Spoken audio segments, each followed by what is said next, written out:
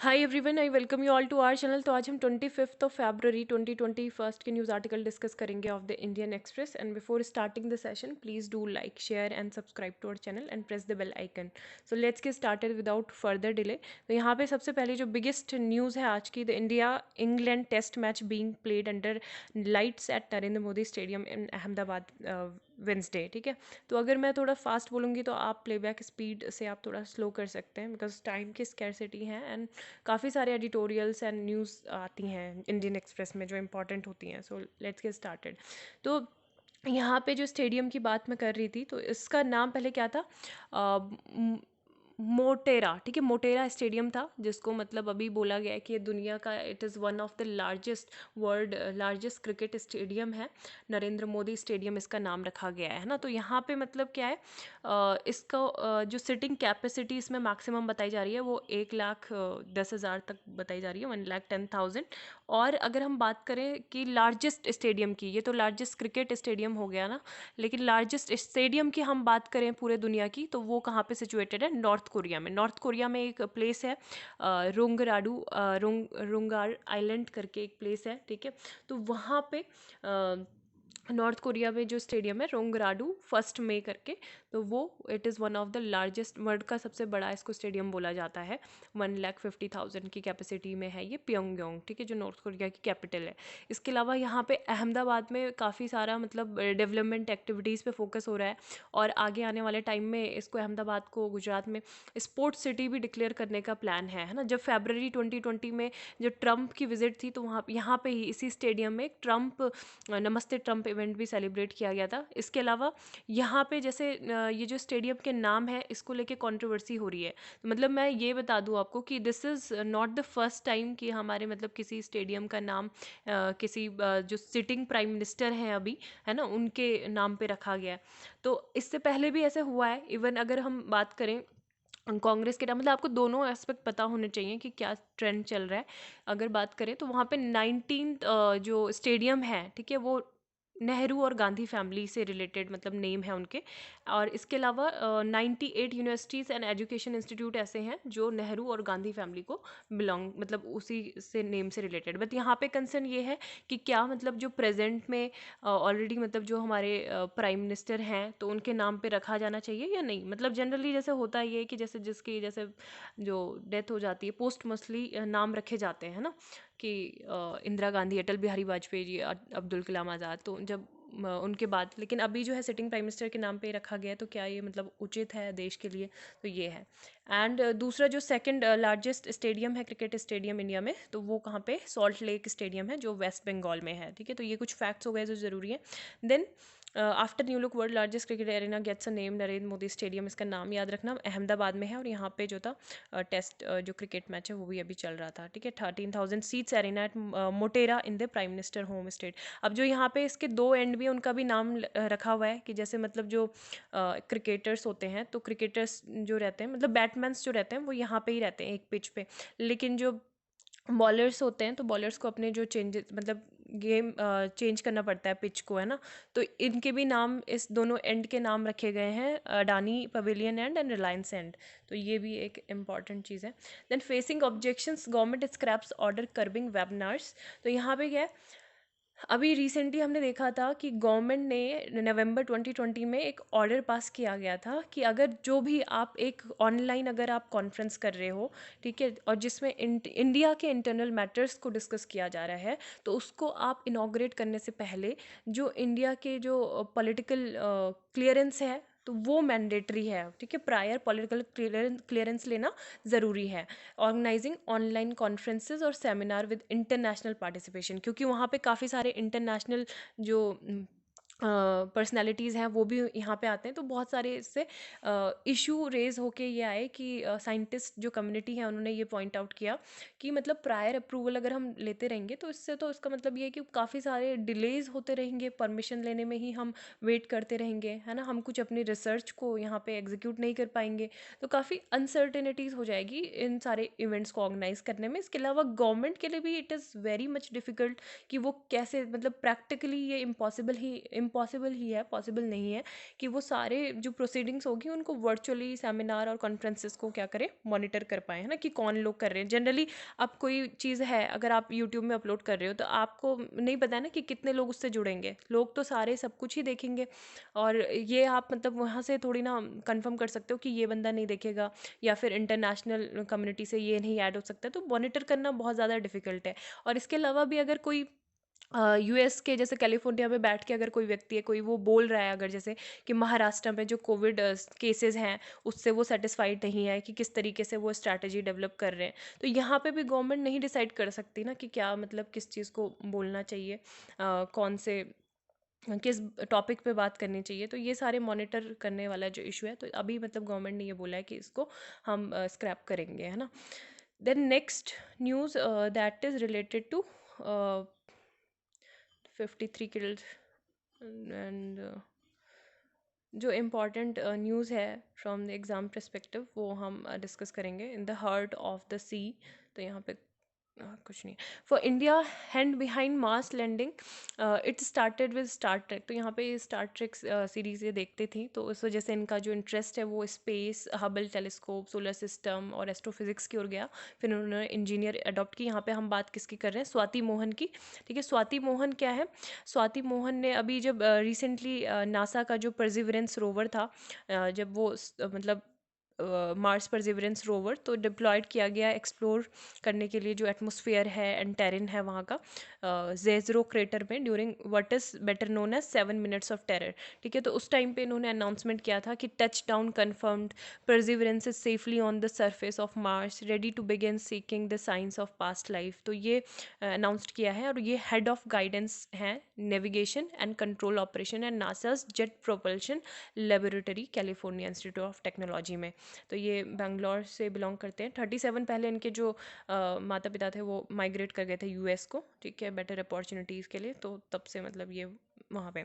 सो tribal seek forest rights official sites core area rule. तो यहाँ पे ये है कि सेक्शन 3 एक शेड्यूल ट्राइब का होता है, और जो जो दूसरे 2006 है जो traditional forest dwellers recognition of forest rights है, तो ये राइट्स देता है प्रोटेक्ट करने का, जनरेट करने का एंड कंजर्व करने का जो भी फॉरेस्ट रिसोर्सेज हैं ट्राइबल कम्युनिटीज़ के लिए। ठीक है, तो ट्रेडिशनली ये क्या करता है कि आगे मतलब कंजर्व करें ताकि वो सस्टेनेबल यूज़ कर सकें उसका।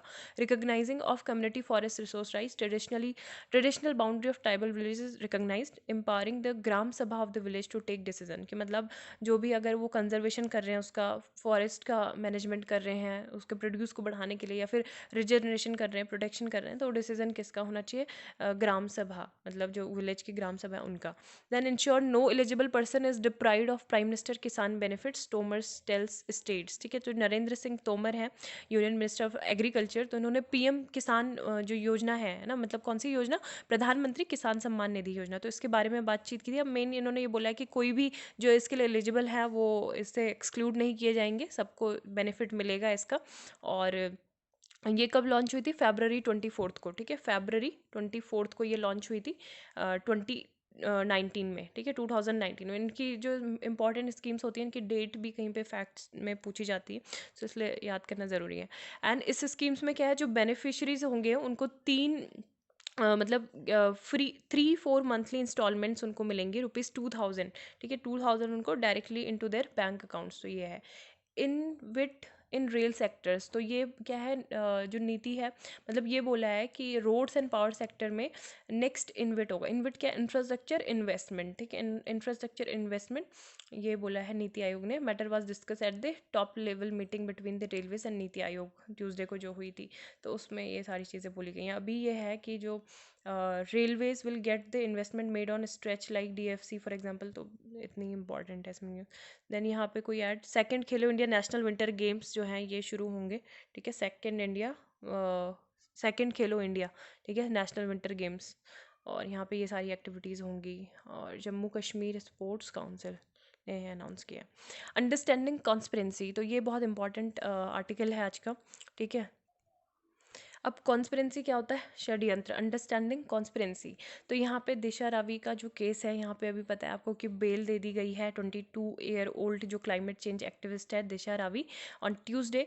अब दिल्ली हाई कोर्ट ने ये बेल दी है और रिजेक्ट कर दिया जो दिल्ली पुलिस के चार्जशीट थी, कि दिल्ली पुलिस ने क्या बोला कि she was a part of larger conspiracy to incite violence in the national capital. जो जनवरी 26 हमारे रिपब्लिक डे को जो वायलेंस हुए थे, तो उसमें ये मतलब दिल्ली पुलिस ने ये फाइल किया था कि जो ये Maharashtra based Shantanu Muluk were local collaborators on of the conspiracy, है ना, इन्होंने डिसअफेक्शन को इंसाइट किया and precipitate violence on Republic Day and that they all use social media to peddle support for secessionist Khalistan narrative in the guise of farmer protest. और ये भी note किया गया कि मतलब जो टूल किट था, ठीक है, जो ग्रेटा थुनबर्ग जो स्वीडन की एक्टिविस्ट हैं, क्लाइमेट एक्टिविस्ट, तो उनके द्वारा गलती से उसको सर्कुलेट कर दिया गया था, पब्लिश कर दिया गया था ट्विटर पर, उसके बाद उन्होंने डिलीट किया। तो उस टूल किट को भी एडिट और सारे एडिटिंग वगैरह का काम किसने किया था? दिशा रावी ने किया था, ये दिल्ली पुलिस का कहना था। और लास्ट टाइम पे, लास्ट दिसंबर में एक व्हाट्सएप ग्रुप भी क्रिएट किया गया था जिसका नाम था इंटेल फार्मर्स स्ट्राइक्स, ठीक है, उनके मोबाइल फ़ोन नंबर से। तो ये सारी चीज़ें बताई गई थी और इसके जो लिंक बताए जा रहे थे टूल किट के, वो दो कनाडा बेस्ड ग्रुप थे, पोएटिक जस्टिस फाउंडेशन और दूसरा है किसान एकता को डॉट। सो पुलिस ने ये क्लेम किया कि ये जो ग्रुप है ये एक सेशनिस्ट ऑर्गेनाइजेशन है जो एडवोकेट कर रहे हैं एक इंडिपेंडेंट और सेपरेट स्टेट, ये पंजाब में एक बने जिसका नाम हो खालिस्तान, ठीक है, तो ये उससे लिंक्ड हैं। सो अब यहाँ पे बात हो रही है कि क्या कॉन्स्पिरेंसी में लॉ मतलब क्या है और कौन से सेक्शन डिफाइन करता है ना इंडिया में कॉन्स्पिरेंसी को।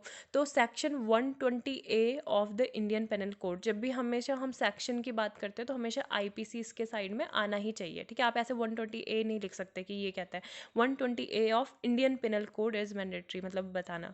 तो ये डिफाइन करता है क्रिमिनल कॉन्स्पिरेंसी को, ठीक है, क्रिमिनल कॉन्स्पिरेंसी को। और इसका जो section 120B of Indian penal code है, ये इसके लिए पनिशमेंट की बात करता है, ठीक है, कि क्या क्या पनिशमेंट दिए जाएंगे अगर दो और दो से ज़्यादा जो पर्सन हैं वो कमिट करते हैं कोई भी क्रिमिनल ऑफेंस करने का, तो उस ऑफेंस को क्या बोला जाएगा? क्रिमिनल कॉन्स्पिरेंसी बोला जाएगा, ठीक है। लेकिन एग्रीमेंट जो है वो नेसेसरी है और sufficient to establish the charge of conspiracy even if the actual criminal offence itself has not been committed. अगर एक्चुअल क्रिमिनल ऑफेंस नहीं भी हुआ है और दोनों के बीच में एग्रीमेंट भी हो गया है, ठीक है, तो वो सफिशिएंट है कि आपको चार्ज लग सकते हैं आप पे षड्यंत्र के, ठीक है। And criminal conspiracy is a substantive offence itself, काफ़ी बड़ा ये ऑफेंस है। And if a group of people discuss committing a murder, अगर कोई लोग हैं तो वो अगर किसी की मर्डर की प्लानिंग कर रहे हैं, ठीक है, और वेपन्स की बातें कर रहे हैं, तो उनको मतलब एक तरीके से क्रिमिनल कॉन्स्पिरेंसी के चार्ज लगाए जा सकते हैं, दो they did not actually committed the murder. और उनका जो प्लान था वो उन्होंने क्या पता वहीं पे रोक लिया, बट उन्होंने प्लान तो किया, है ना। The offence operates at the nascent stage of planning and intends to prevent the actual crime. तो मतलब अब इसीलिए कॉन्स्पिरेंसी के चार्जेस आपको क्यों अरेस्ट किया जाता है कि एक्चुअल क्राइम ना हो, ठीक है। इसी वजह से अगर आप सस्पिशियस हो, आप कर रहे हो कुछ कॉन्स्पिरेटर की श्रेणी में आप आ रहे हो, तो पहले ही आपको क्या कर ले, उस क्राइम को होने से बचा ले, मतलब प्रिवेंट कर लिया जाए, है ना, वो सीन ना बने। सो यही चीज़ है कि क्रिमिनल जो कॉन्स्पिरेंसी है वो कैसे मतलब लॉ आया 1913 में ये ऐड हुआ था and nearly 4 decades after the IPC was first enacted. And design किसने किए थे? ब्रिटिश ने। उस टाइम पे जो बहुत ज़्यादा एक एक्सट्रीम नेशनलिस्ट सेंटिमेंट था इंडिया में वो राइज हो रहा था, तो यहाँ पे उनके स्टेटमेंट यही थी कि objects reasons of the amending law the British government said the change in the law was needed because the existing law was inadequate to deal with modern conditions, है ना, तो उन्होंने ये करके चेंज किया था।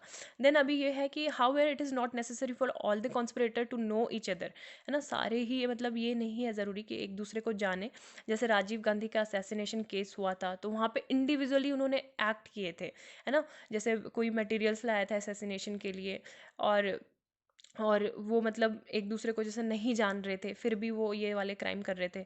तो एक मतलब यहाँ पे तो एग्रीमेंट नहीं हो रहा ना, तो only the agreement to commit an offence is crucial to prove the charge of conspiracy and the encouragement and support which co-conspirator gives to one another rendering enterprises possible। तो ये चीज़ यहाँ पे बोली गई है। अब ये है कि वो बहुत ज़्यादा मतलब डिफ़िकल्ट है कि आप क्या कर रहे हो, क्योंकि वो एक सीक्रेसी में एग्रीमेंट होता है ना, मतलब ऐसा तो नहीं है कि आप कहीं पे एक डॉक्यूमेंट्स में लिख रहे हो या फिर कहीं टाइप कर रहे हो कि हम ऐसा ऐसा करेंगे, मतलब बहुत सीक्रेसी में ये चीज़ होती है, तो प्रूफ करना बहुत ही ज़्यादा मुश्किल होता है कि किस तरीके से आप इन्वॉल्व हो इसमें, है ना। And when all the circumstantial evidence is tied together only an irresistible inclusion of guilt of the accused must be drawn.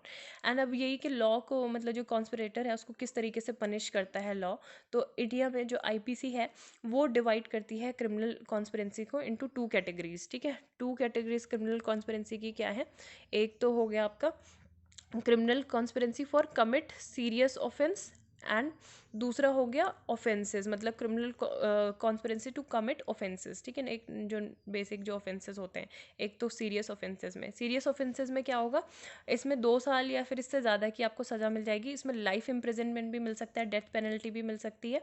और सेकंड जो ये क्रिमिनल ऑफेंस है, मतलब ऑफेंस है that carry a jail term, ठीक है, तो 2 साल या उससे कम का जेल टर्म हो सकता है, फाइन भी लग सकता है। Punishment is imprisonment for a term not exceeding 6 month, ठीक है, तो ये इसमें होता है। देन यहाँ पे Sri Lanka at the UN rights council another test for India. तो यहाँ पे श्रीलंका का इशू अगर आपको पता होगा, वो काफ़ी पहले से मतलब ये इशू चल रहा है, ठीक है। तो यहाँ पे अभी ये है कि श्रीलंका ने इंडिया से ओपनली मदद मांगी है, बहुत सारी कंट्रीज हमसे मदद मांगी, ऑस्ट्रेलिया ने हमसे सपोर्ट मांगा, श्रीलंका ने सपोर्ट हमसे ऐसा मांगा है कि हमारे मतलब बहुत ज़्यादा डायलेमा वाली सिचुएशन में सेंट्रल गवर्नमेंट आ सकती है।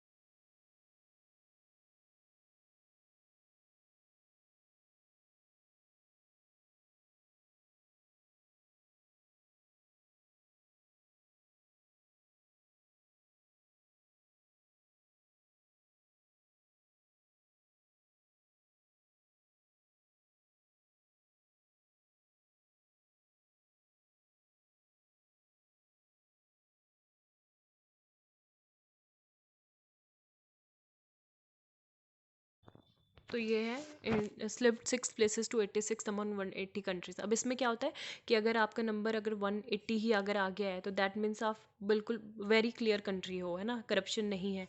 और अगर आपका ज़ीरो आता है तो इसका मतलब हो गया हाईली करप्ट, ठीक है, ज़ीरो मतलब हाईली करप्ट। तो हमने 86 है among 180 countries corruption perception index में, and 80th out of 180 countries in 2019 में थे। अब ट्रांसपेरेंसी इंटरनेशनल के बारे में भी देख सकते हैं कि नॉन गवर्नमेंट ऑर्गेनाइजेशन है जो 1993 में बर्लिन में जर्मनी में फाउंड किया गया था। एंड ये क्या करता है, global corruption with civil societal anti corruption measures लेता है, कम्बैट करता है to prevent criminal activities arising from corruption, जो भी भ्रष्टाचार से जो क्रिमिनल एक्टिविटी होती है उसको। It is most notable publication include the global corruption barometer और करप्शन परसेप्शन इंडेक्स, ठीक है, तो ये इसके पब्लिकेशंस होते हैं। And index ranks 180 countries territories by the perceive level of public sector. तो 0 मैंने बता दिया highly corrupt and 100 very clean. And इसके अलावा जो अगर हम बात करें ग्लोबल हेल्थ रिस्पॉन्स की, to cover 19 but contributes to continuing crisis of democracy. Top performance जो इसके रहे हैं CPI के, डेनमार्क, न्यूजीलैंड, ठीक है 88, और फिनलैंड इसके बाद, then Singapore, Sweden and Switzerland top scorers ये रहे। पुअर परफॉर्मेंस जो रहे हैं वो South Sudan, Somalia are the bottom countries, ठीक है, and then Syria, Yemen and Venezuela. Regional, अगर रीजनल वाइज देखें तो Western Europe and the European Union ने एवरेज स्कोर किया 66, हाईएस्ट स्कोरिंग रीजन है। लोवेस्ट स्कोरिंग रीजन्स कौन से हैं, sub Saharan African and Eastern Europe and Central Asia 36। India की रैंक है 86 out of 180 Nations with a score of 40, ठीक है, स्कोर हमारा कितना है 40, रैंक 86 है, ठीक है, स्कोर कितना है 40। एंड 80th पोजीशन में थे पहले हम 180 कंट्रीज में से, स्कोर उस टाइम पे हमारा 41 था, ठीक है। अब मतलब ये यहाँ पे अगर पाकिस्तान की बात करें तो 31 पॉइंट्स इन्होंने स्कोर किए हैं, following at 144 position in the index.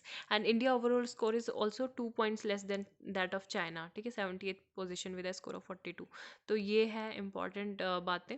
और एक और यहाँ पे फैक्ट बताया गया था कि 1995 में इंडिया इज टू 35, है ना, मतलब ये है कि जैसे हम बोलें कि हम तो मम्मा अपने थर्ड आए क्लास में, तो फिर बोले वेरी गुड, है ना, थर्ड आए हो तो सेलिब्रेशन टाइम। लेकिन फिर आपने बोला कि मम्मा पापा ने पूछा कि कितने बच्चे थे क्लास में, तो 3 ही थे, है ना, तो वही वाली बात हो गई कि 3 बच्चों में से आप जब थर्ड आए हो तो वो ज़्यादा ऐसे अचीवमेंट कंसीडर नहीं किया जाएगा। तो यही स्थिति इंडिया के साथ भी थी कि 1995 में हमारी जो रैंक थी 35 थी, लेकिन उस टाइम पे only 41 Nations were included in the CPI, ठीक है, तो इंडिया की रैंक 95 थी, लोवेस्ट एवर इन 2011, और CPI उस टाइम पे 182 कंट्रीज थी, हाईएस्ट नंबर। तो ये सब चीज़ें हैं। और एक और चीज़ यहाँ पे बोला गया है कि इंटीग्रिटी स्कोर्स भी है आउट ऑफ 10, तो यहाँ पे 10 स्टैंड्स हाईली क्लीन कंट्री, और अगर 0 होता है for country where kickbacks and bribery, मतलब बहुत ज़्यादा ब्राइवरी होती है। तो यही सारी चीज़ें बताई गई हैं कि CPI measure perception and not actual incident of corruption. We demonstrate this with the India specific example, transparency global corruption barometer, जिसकी बात अभी हमने की, ठीक है, तो उसके बारे में भी यहाँ पे बताया गया है। और फिर ये यही माउंट एटना देख लेना कि कहाँ पे है ये, ठीक है, माउंट एटना कहाँ पे है, इटली में है। एंड घाना फर्स्ट नेशन बन गया है जिसको वैक्सीन मिली है ग्लोबल कोवैक्स इनिशिएटिव के ज़रिए, ठीक है, ग्लोबल कोवैक्स इनिशिएटिव ये जो है बहुत सारी डेवलपिंग कंट्रीज़ में जो है डिलीवर करेगा 2 billion shot this year to poor countries, but the initiative currently has legally binding deals for only a few hundred million doses, and with the timeline goals having already been missed, many advise cautions against the hope that poorer countries, तो ये Covax पे rely कर सकते हैं, जैसे पाकिस्तान है उसको भी कोवैक्स के थ्रू संभावना है कि मिल सकती है वैक्सीन्स, ठीक है। घाना 92 कंट्री से पहली कंट्री ये बन गया है। एंड पाकिस्तान के जो प्राइम मिनिस्टर हैं श्रीलंका के प्राइम मिनिस्टर से, प्रेसिडेंट से मिले और यहाँ पे इन्होंने बातचीत की, और कुछ लोन भी प्रोवाइड किया गया है श्रीलंका को, ठीक है, बाकी श्रीलंका से रिलेटेड हमने देख ही चुका है। सो ये गहिरमाथा सेंचुरी है, ठीक है, कहाँ पे गहिरमाथा सेंचुरी, उड़ीसा में है। वर्ल्ड लार्जेस्ट नेस्टिंग बीच भी ऑलिव रिडले सी टर्टल्स के पास में ये बोला जाता है। टर्टल सेंचुरी इसको डिक्लेयर किया गया था 1997 में, and one of the 3 parts of Bharat Kanika national park, ठीक है, जो गहिरमाथा मैरीन सेंचुरी है। ये न्यूज़ में अभी थी क्योंकि यहाँ पे सुओ मोटो कॉग्निजेंस लिया था उड़ीसा हाई कोर्ट ने। ऑलिव रिडले टर्टल्स की डेथ हुई थी 800 due to negligence by Orissa forest and fisheries department, ठीक है। ऑलिव रिडले टर्टल जो होते हैं ये स्मॉलेस्ट होते हैं, most abundant of all seas turtle होते हैं। These turtle are carnivorous and इसके अलावा क्या है, वाइल्ड लाइफ प्रोटेक्शन एक्ट में 1932 में शेड्यूल्ड 1 में है ये, IUCN की रेड लिस्ट में वल्नरेबल है, ठीक है। तो ये है इससे रिलेटेड। देन यहाँ पे नीति आयोग का ड्राफ्ट हम ऑलरेडी देख चुके हैं। इंडिया टॉप ट्रेडिंग पार्टनर, ये सारी इंडियन एक्सप्रेस की न्यूज़ है। राष्ट्रीय कामधेनु आयोग के बारे में भी हम पढ़ चुके हैं, इंडिजिनस काउ साइंस एग्जामिनेशन जो पोस्टपोन हुआ था। देन फार्मा एक्सपोर्ट्स में अरब नेशंस को हम काफ़ी सारी, मतलब अब और सेक्टर में तो हम करते थे लेकिन फार्मास्यूटिकल्स प्रोडक्ट्स हम नहीं बेचते थे, लेकिन अभी क्या कर रहे हैं, अरब कंट्रीज़ को हम एक्सपोर्ट कर रहे हैं अपने फार्मास्यूटिकल प्रोडक्ट्स, ठीक है। Region has asked them to tap Indian farms to secure food supplies and $160 billion trade basket with the Arab bloc beyond hydrocarbons. तो ये है, ये सारी अरब कंट्रीज़ हैं, Morocco, Algeria, Libya, Tunisia, Egypt, Sudan, ठीक है, सोमालिया। तो ये सारी कंट्रीज़ को हम भेजेंगे। एंड क्योंकि बहुत ज़्यादा वैल्यू है, अगर हम बात करें इंडिया के फार्म इंडस्ट्री की, तो India is the largest provider of generic drug globally, और 50% जो ग्लोबल डिमांड है वो हम पूरी करते हैं फार्मास्यूटिकल इंडस्ट्री की पूरे globally, and 40% of generic demand in the US, 25% all medicine in the UK। तो अगर हम बात करें 80% ऑफ एंटी रिट्रोवायरल ड्रग्स की, तो जैसे एड्स के लिए है, तो वो यहाँ से इंडिया से ही, इंडिया फार्मास्यूटिकल फर्म से सप्लाई की जाती है, ठीक है। तो हम वर्ल्ड का 3rd लार्जेस्ट है in terms of volume and 13 largest in terms of value. और अगर हम बात करें, जैसे अब हम भी किसी के लिए किसी चीज़ पे डिपेंडेंट तो होंगे ही ना, तो इसी तरीके से हम जो API है, ठीक है, API के लिए हम किस पे डिपेंडेंट है, चाइना पे। 70% हम, मतलब फार्मास्यूटिकल जो हम सप्लाई भी कर रहे हैं, तो उसको पहले बनाने के लिए हमको काफ़ी प्रोडक्ट्स चाहिए होते हैं, तो जो हम कहाँ से लाते हैं, चाइना से इम्पोर्ट करते हैं बल्क में, ठीक है।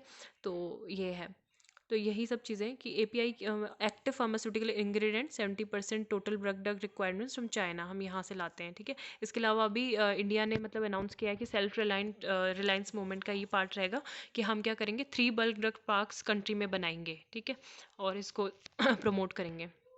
देन एक ये smart code platform recently launch हुआ था ministry of housing and urban affairs के द्वारा, ठीक है। तो ये आप देख सकते हो। And PB free material discovery, ये हम ऑलरेडी डिस्कस कर चुके हैं, साइंटिस्ट है जवाहरलाल में स्टडी। यहाँ पे कुछ वोकेबलरी अगर लास्ट टाइम पे आप देख सकते हो तो देख लो, जैसे क्रिमेंसी, जैसे क्या होता है, एपिसोडिक मतलब इंटरमिटेंट, यानी कि अनिरंतर, इरेगुलर, है ना। स्कम मतलब होता है कि मतलब give in a give way, yield, है ना, रेजिस्ट करना, एंटोनिमस का हो गया। इसके अलावा ये तो हमने कल ऑलरेडी देखे थे। और इंट्रिंसिक हो गया, इनहेरेंट, है ना, इनहेरेंट यानी कि आंतरिक, जैसे हमारी preamble is a intrinsic part of our constitution. या फिर क्या, access to the arts is intrinsic to a high quality of life. Clemency, mercy, mercy दे देना, दया करना। तो ये है लेनेंसी, है ना, रूथलेसनेस, इसका क्या हो गया, एंटोनिम्स हो गया। तो ये सारी हैं, ये आप देख सकते हो, ठीक है। सो और अब इस आंसर का क्वेश्चन का आंसर कर सकते हो कि कौन सी मिनिस्ट्री के द्वारा लॉन्च किया गया है स्मार्ट कोड प्लेटफॉर्म। ओके, और बाकी ये भी क्वेश्चन है, consider the following statement regarding स्वर्ण जयंती फेलोशिप स्कीम। तो मिनिस्ट्री ऑफ एजुकेशन के द्वारा लॉन्च हुई, मतलब कौन से स्टेटमेंट सही हैं, ठीक है। क्या ये क्या है, स्पेशल असिस्टेंट प्रोवाइड करती है कि साइंटिस्ट को to enable them to pursue basic research in areas of science and technology. तो कौन से आंसर सही है। Thank you, have a nice day.